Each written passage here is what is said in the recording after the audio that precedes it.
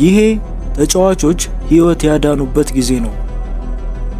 10ኛ ላይ የምናገኘው ይሄ ብራዚላዊ ተጫዋች በህይወቱ ሁለት ወሳኝ የሆኑ ሰዎችን ህይወት ያዳነበት ጊዜ ነው።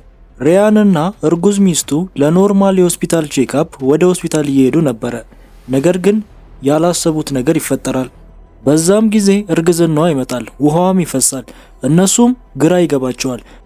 እሱም ቶሎ ብሎ ወደ መኪናው ሊወስዳት ነበረ። ነገር ግን በጣም አስቸጋሪና ከባድ ጊዜ ነበረና መኪናው ጋርም ልደርስለት አልቻለችም።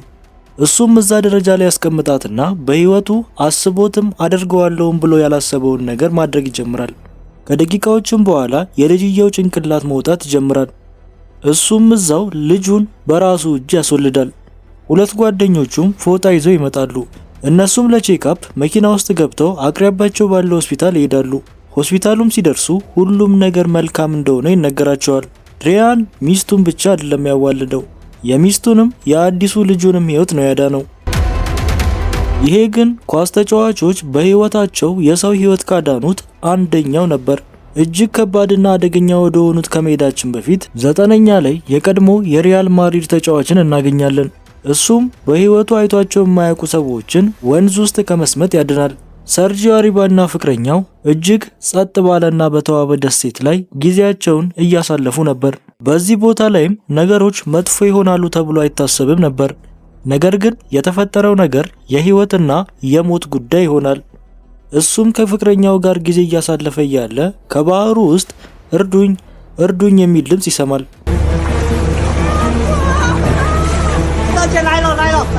ሁለት ሰዎች ጉልበት አንሳቸው መዋኘት አቅቷቸው ባህር ውስጥ ሊሰምጡ እየደረሱ ነበር። እሱም ጊዜ ሳይፈጅ ቶሎ ብሎ ራሱን ባህር ውስጥ ይጥላል። ነገር ግን እሱ ባህር ውስጥ በገባበት ሰዓት ንፋስ በጣም ወጀቡን እያናፈሰው ነበር። ሁለቱ ሰዎችም ኪሎ ያላቸውና እጅግ ለመጎተት የሚከብዱ ነበሩ። እሱ ግን እጅ ሳይሰጥ ወደ ኋላ አላለም ነበር። በተቻለው አቅም እየሳባቸው ይጎተታቸዋል። ፍቅረኛውም በተቻላት አቅም መርዳት ትጀምራለች። እዛ ውስጥም ሆኖ ሊረዳው የሚችለውን ነገር ከላይ ሆና ትወርውርለታለች። አሪባም ይሳካለትና እነዚህን ሁለት ሰዎች ከመስመጥ ህይወታቸውን ያድናቸዋል። ቪዲዮውን ቫይራል ይወጣና ዓለም ሁሉ ህይወት ስላዳነ እጅግ ያመሰግነዋል። በ8ኛ ላይ ደግሞ የአርሰናል ተጫዋች ከታጠቁ ዘራፊዎች ጓደኛውን ያድናል። ሴድሪክ ኮላሲናች፣ ሜሱት ኦዚልና የሴድሪክ ሚስት አንድ ላይ መኪና ውስጥ ሆኖ መንገድ ላይ ሰው እየጠበቁ እያለ የኮላሲናች ሰዓት በሁለት ዘራፊዎች አይን ውስጥ ይገባል። ከደቂቃዎችም በኋላ እነዚህ ሁለት ዘራፊዎች ሞተር ይዘው ሄልሜት ለብሰው ወደ ኮላሲናች ይመጣሉ። አንደኛውም ጭውቤ ይዞ ኮላሲናች ሰዓቱን እንዲሰጠው ያስገድደዋል። ዘራፊዎቹ ግን ኮላሲናች ይደባደበናል ብለው አልጠበቁም ነበር። እሱም ሲዘነዝር ይደነግጡና ቶሎ ብለው ይሄዳሉ። ለነገሩ ይህንን የሚያክል ግንብ ተከላካይ መደባደብ ልክ ስላልሆነ ቶሎ ብሎ መሄዳቸው መልካም ይመስለኛል። ከቀናትም በኋላ በፖሊስ ቁጥጥር ስር ውስጥ ይወድቃሉ። ከጊዜያት በኋላ ግን አንደኛው ፖድካስት ላይ ይቀርብና የተፈጠረውን ነገር ይናገራል። ከአደጋው በኋላ ግን ሜሱት ኦዚል ነገሮች እጅግ ከባድ እንደነበሩ ይናገራል።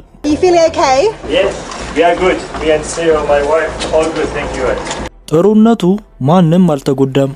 ቀጣዩን ስነግራችሁ ግን እጅግ ትገረማላችሁ። ክርስቲያኖ ሮናልዶ ሳያስበው የህፃን ልጅ ህይወት አዳነ። ፖርቹጋልና ሰርቢያ ባደረጉት ጨዋታ ክርስቲያኖ ግልጽ የሆነ ጎል ያገባል። ነገር ግን ዳኛው ጎሉን ይሽረዋል። ክርስቲያኖ ሮናልዶም በዛ ነገር በጣም ተናዶ ነበርና ንዴቱን መቆጣጠር ስላልቻለ አርም ባንዱን መሬት ላይ ወርውሮ ወደ ተነሉ ይገባል። ነገር ግን እሱ ያልጠበቀው ነገር ይሄ ድርጊቱ የአንዲት ህፃን ልጅን ህይወት ያድን ነበር። አንድ ደጋፊም ያንን አርም ባንድ ያነሳና ይሄንን ነገር ለትልቅ በጎ ነገር መጠቀም ይፈልጋል። እሱም 6 ወር የሆነች ህፃን ልጅ እጅግ በጣም ታማሚ ነበረችና ለህክምናዋም እጅግ ትልቅ ገንዘብ ያስፈልግ ነበርና ለዛ ለማዋል ያስባል። ይሄም ደጋፊ ይሄንን አርም ባንድ ለገበያ ያወጣውና $75,000 ይሸጣል። ያንንም ገንዘብ ምንም ሳይነካ ሁሉንም ለልጇ ቤተሰብ ይሰጣል። ልጅቷም ሰርጀሪ ይከናወንላትና ህይወቷ ይተርፋል። ክርስቲያኖ ሮናልዶ አርም ባንዱን መሬት ላይ ስለወረወረ የአንዲት የ6 ወር ህፃን ልጅ ህይወት ተርፏል። ይሄ እጅግ አስደናቂ ነው። ክርስቲያኖ ያደረገው ነገር ልክ ነው ወይስ ልክ አይደለም? ኮመንት ላይ አሳውቁኝ። እስካሁን እያያችሁ ያላችሁ ላይክ፣ ሰብስክራይብ ማድረጋችሁን አትርሱ። ስድስተኛ ላይ የምናገኘው ተጫዋች ግን የአንድ ሰው ህይወት ሳይሆን የሺዎችን ህይወት በጦርነት ምክንያት አድኗል። በአይቨሪ ኮስት ውስጥ ለ3 ዓመት የእርስ በእርስ ጦርነት ነበረ። በዚህ ምክንያት በሺዎች የሚቆጠሩ ህይወት አልፏል። ቤተሰቦችም ተለያይተዋል። ሀገሪቷም እየወደቀች ነበረ። ነገር ግን ዲዲየር ድሮግባ ጣልቃ ሲገባ ነገሮች መቀየር ይጀምራሉ። ለመጀመሪያ ጊዜ አይቨሪ ኮስት ለዓለም ዋንጫ ስታልፍ ሁሉም የብሔራዊ ቡድኑ ተጫዋቾች ደስታቸውን እየገለጹ ነበረ። ነገር ግን ድሮግባ ይሄንን የደስታ አጋጣሚ ወደ ጥሩ ለመቀየር ይፈልጋል። ከዓመትም በኋላ ድሮግባ ሌላ ነገር ያደርጋል። ቦዬኬ በምትባል በጣም አስቸጋሪና የጦርነት ቦታ ላይ እሱም ሰላም የማስፈን መልእክት ይልካል። በዛም ጨዋታ ላይ ኮት ዲቫር ታሸንፋለች። በዛም ጊዜ ከብዙ ጊዜያት በኋላ ይሄ ህዝብ አንድ ላይ ሆኖ ይህንን ደስታ አንድ ላይ ያከብራል፣ አንድ ላይም ይደሰታል። ይሄ ሁሉ የድሮግባ ስራ ነበርና ሁሉም ድሮግባን ያመሰግነዋል። ከዛም ጊዜ ጀምሮ ሰላም ይመለሳል። እሱም በሺዎች የሚቆጠሩ ህዝቦችን ህይወት ያድናል። በቀጣይ የምናገኘው ተጫዋች የገዛ ቡድኑን ተጫዋች ህይወቱ እንዳያልፍ ያደረገ ሰው ነው። በዩሮ 2020 ላይ ዴንማርክ ከፊንላንድ እያደረገችው ባለው ጨዋታ ላይ ሁሉም ነገሮች በትክክል እየሄዱ ነበረ። ነገር ግን ያላሰቡት ነገር ከደቂቃዎች በኋላ ይፈጠራል። ሳይታሰብ ክርስቲያን ኤሪክሰን ራሱን ስቶ ይወድቃል። እሱም እየተንቀሳቀሰ አልነበረም።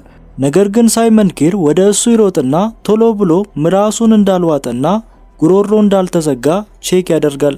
እሱም ያንን ባያደርግ ኖሮ በሰከንድ ውስጥ ኤሪክሰን ህይወቱ ያልፍ ነበር። የህክምና ባለሙያዎቹም ቶሎ ብሎ እዛ ሲደርሱ የኤሪክሰን ልብ መምታት አቁሞ ነበር። ምስጋና ለኬረን ይግባውና የህክምና ሰዎችም ኬረንን ላደረገው ነገር እጅግ ያከብሩታል። ከጊዜም በኋላ በሰከንዶች ሳይመን ላደረገው ነገር ፊፋ አዋርድ ይሸልመዋል።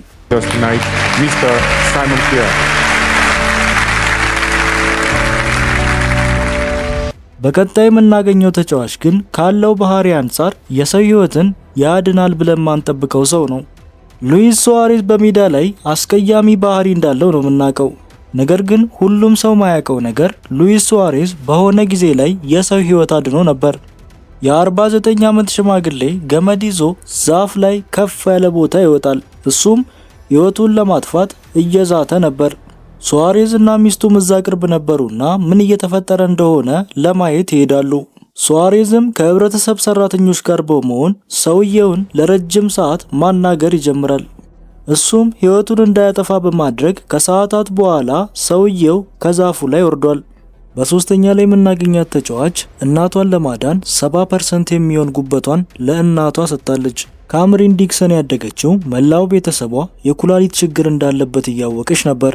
እናቷ ግን በጣም ከፍተኛ በሆነ የጉበት በሽታ ተሰቃይ ነበር። በ2023 ግን ይሄ ጉበቷ ከጥቅም ውጪ ይሆናል። የመትረፍ እድሏም በጣም አነስተኛ ነው። ካምረንም ማች እንደሚያደርግ ስታቅ ምንም አላንገራገረችም። የገዛ እናቷንም ለማዳን የገዛ ጉበቷን ለመስጠት ተስማማለች። ሰርጀሪውም እጅግ የተሳካ ይሆንና የካምረን እናት ጤነኛ ሆና ወደ ድሮ ህይወቷ ትመለሳለች። ነገር ግን ካምረን ከዛ ጊዜ ጀምሮ እንደ ድሮ እግር ኳስ መጫወት አልቻለችም። አንዳንድ ተጫዋቾች ደግሞ 10,000 ኪሎ ሜትር ርቀት ላይም ሆነው ህይወት ማዳናቸው አይቀርም። እስራኤል ውስጥ ሲካሄድ በነበረ ጦርነት ጊዜ የታጠቁ ሰዎች አንዲት ትልቅ አሮጊት ቤት ውስጥ ደርምሰው ይገባሉ። እሷም አረብኛ አትናገርም ነበረ። በተቻላት አቅምም የተደባለቀ ስፓኒሽና ሂብሩ መናገር ትጀምራለች። እነሱም ከየት እንደሆነች ሲጠይቋት ከአርጀንቲና እንደሆነች ትነግራቸዋለች። ያም ሀገር የሊዮኔል ሜሲ ሀገር ነው። በዚህም ጊዜ ከታጣቂዎቹ አንዱ የሊዮኔል ሜሲ እጅግ በጣም ትልቅ ደጋፊ ነበረ። እሱም በጣም ተገርሞ ስለነበረ እሷም ማጥቃታቸውን ትቶ ከሷ ጋርም ፎቶ ይነሳል።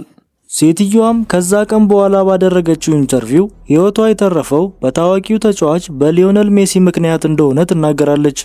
በአንደኛ ላይ የምናገኘው ተጫዋች ግን አንድ ህይወት ሳይሆን በሚሊዮኖች የሚቆጠሩ ህይወቶችን ያዳነ እጅግ አስገራሚ ተጫዋች ነው። በዓለማችን ላይ የኮሮና ቫይረስ በመጣ ጊዜ ዩናይትድ ኪንግደም ውስጥ የሚገኙ ህጻናት የቀን ምግባቸውን ለማግኘት እጅግ ተቸግረው ነበር። የእንግሊዝ መንግስትም በትምህርት ቤት የሚሰጡ ነፃ የሆኑ ምግቦችን ለማቆም ሲወስን ነገሮች እጅግ በጣም እየከበዱ ነበር። Free meal vouchers and I'm just hoping they do it as soon as possible. ነገር ግን ድንቁ ተጫዋች ማርከስ ራሽፎርድ ይሄ ነገር እንዳይፈጠር ያደርጋል። ያሳለፈውን የድሮ ህይወቱን እንዲያረሳው ማርከስ ራሽፎርድ ድምጹን፣ ታዋቂነቱን ሶሻል ሚዲያን በመጠቀም ብዙ ደብዳቤዎችንም በመላክ ብዙ ነገሮችንም በማድረግ መንግስት ሊያደርገው ያሰበውን ነገር እንዳይቀጥል ይናገራል።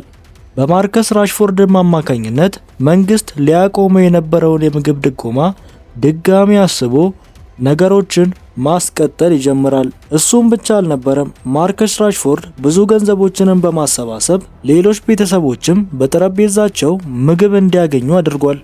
ከነዚህ ሁላ ተጫዋቾች ውስጥ የትኛው ተጫዋች ያደረገው ነገር ገረማችሁ? ሐሳባችሁን በኮመንት አሳውቁኝ።